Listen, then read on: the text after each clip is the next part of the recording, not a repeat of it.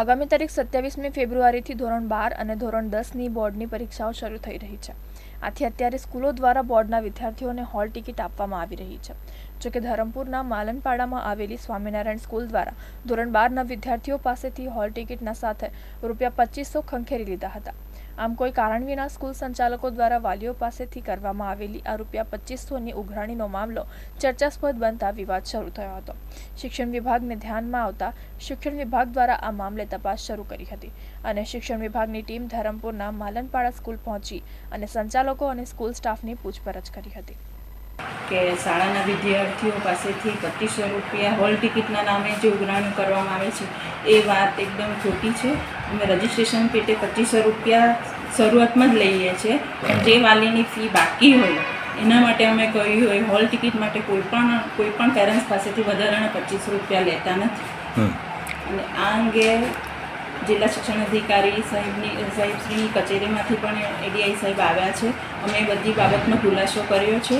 પેરેન્ટ્સના પણ અહેવાલ આપ્યા છે. સ્ટુડન્ટ પાસેથી પણ અમે લેખિતમાં લીધું છે અને બધી રસીદો પણ અમે એમને આપી છે. જોકે વાત બહાર આવી જતા અને વિવાદ વકરતા સ્કૂલ સંચાલકો દ્વારા ₹2500 ધોરણ 11ની રજિસ્ટ્રેશન ફી હોવાનું બહાનું આગળ ધરાવવામાં આવી રહ્યું છે. જે ₹2500ની ઉઘરાણી માટે જે રિસિપ્ટો આપવામાં આવી છે તે રિસિપ્ટોને લઈને પણ અનેક સવાલ ઊભા થઈ રહ્યા છે.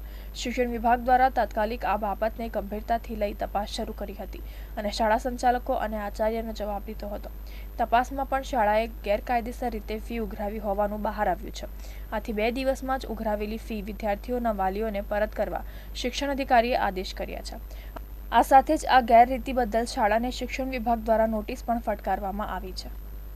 આ એક ફરિયાદ અમને જેવી મળી તેવી તાત્કાલિક અમે તપાસ અધિકારીને મોકલ્યા અને તપાસ અધિકારી દ્વારા જે પ્રાથમિક તપાસ થઈ છે, હજુ વાલીઓના સ્ટેટમેન્ટને બધું લેવાઈ રહ્યું છે અને પ્રાથમિક તપાસમાં એવું આવ્યું છે અને સંસ્થાએ પણ પોતાના સ્ટેટમેન્ટમાં એવું આપ્યું છે કે રજિસ્ટ્રેશન પેટે એમણે ₹2500 ધોરણ 12 કોમર્સના ઇંગ્લિશ મીડિયમના વિદ્યાર્થીઓ 19 વિદ્યાર્થીઓને એમણે ઉઘરાવી છે અને એમના કહેવા પ્રમાણે કે આ અમે રિફંડ કરીશું, તો એ રીતે એમણે ઉઘરાવી છે. પણ રજિસ્ટ્રેશન ફીઝ એના અમે આ રીતે અત્યારે ઉઘરાવી ન શકાય, એટલે ગેરકાયદેસર રીતે જ ઉઘરાવી છે. એટલે પ્રાથમિક રીતે તો અમે અત્યારે જ એમને 2 દિવસની અંદર જે પણ ફી ઉઘરાવી છે એમને પરત કરી દેવા માટે, રિફંડ કરી દેવા માટે જણાવ્યું છે.